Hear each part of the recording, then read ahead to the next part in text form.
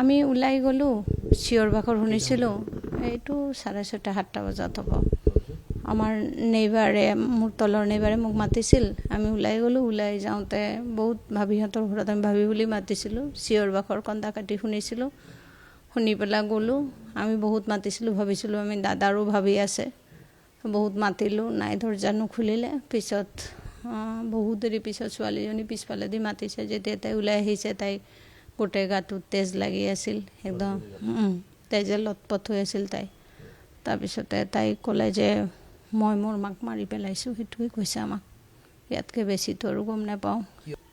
কৈছে মোৰ চেল্ফ ডিফেন্সত মই মাৰি পেলাইছোঁ, এইটোৱে কৈছে, আৰু একো কোৱা নাই।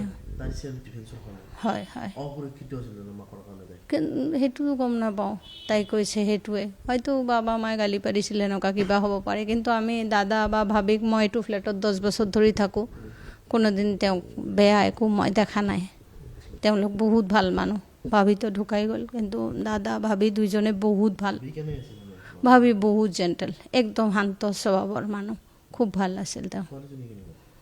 ছোৱালীটো উঠি হোৱা ছোৱালী যিটো হয় আৰু, এনেতো তাই টেনিছ ফেনিছ খেলিছিল, ভাল ছোৱালী। এনেকুৱা গম নাপাওঁ দেই, মোৰতো নিজৰে বাচ্ছা আছে, এনেকুৱা গম নাপাওঁ।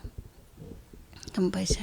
আমি নিজে মানে দুখিত, মানে আপছেট হৈ আছোঁ। এতিয়ালৈ পানীও খোৱা নাই, মানে মোৰ নিজৰ ঘৰৰে কিবা হোৱাৰ দৰে। এইটো ঘৰ না।